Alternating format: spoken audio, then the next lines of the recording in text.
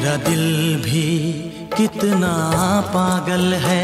বলিউডের জনপ্রিয় অভিনেতা সঞ্জয় দত্ত 2020 সালে ফুসফুসের চতুর্থ স্তরের ক্যান্সারে আক্রান্ত হন। সুনীল দত্ত ও নার্গিসের ছেলে সঞ্জয়ের এই খবর সামনে আসতেই উদ্বেগ ছড়ায় অনুরাগীদের মধ্যে। প্রথমে চিকিৎসকরা ভেবেছিলেন নিউমোনিয়া, তবে পরে জানা যায় এটা মারাত্মক ক্যান্সার। ফুসফুসে জল জমে শ্বাসকষ্টের অভিযোগ নিয়ে হাসপাতালে ভর্তি হন এই অভিনেতা।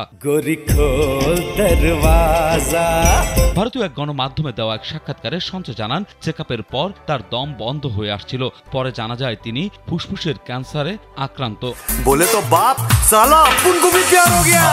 স্যান্ডেলিনা সো, রূপচর্চায় আভিজাত্য।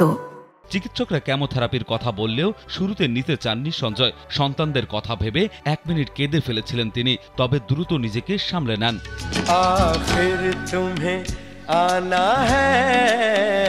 এদিকে তিনি চিকিৎসার মাঝেই থেমে থাকেননি। কেজিএফ চ্যাপ্টার 2 এবং শামশেরার মতো ছবির শুটিং চালিয়ে যান কেমো চলাকালীনও। সঞ্জয় বলেন, কেমোথেরাপি নিয়ে আমি সোজা জিমে গেছি, 2 ঘন্টার জিম করেছি। ক্যান্সারকে আমি কখনোই শরীর বা জীবনের উপরে দখল নিতে দেইনি। तुम्हारे लिए ये जंग ड्यूटी होगी, पर मेरे लिए ये इबादत है।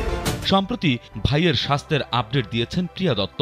জানালেন, সঞ্জয় এখন অনেকটাই ভালো আছেন এবং মানসিকভাবে আরো দৃঢ় হয়ে উঠেছেন। গণমাধ্যমে তিনি বলেন, আমার ভাই এমন একজন মানুষ যাকে বেশি দিন দমিয়ে রাখা যায় না, ও উঠে দাঁড়াবেই।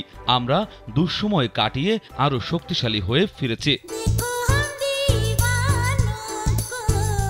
2020 সালে অগাস্টে যখন ক্যান্সার ধরা পড়ে, তখন সঞ্জয় বলেছিলেন তিনি বেঁচে ফিরবেন। আজ তিনি ক্যান্সার মুক্ত। পরিবার ও অনুরাগীদের কাছে এটা এক বিশাল স্বস্তির খবর। বলিউডের বাবা আবার ফিরেছেন রূপলী পর্দায়, আগের মতোই শক্তিশালী ও আত্মবিশ্বাসী হয়ে।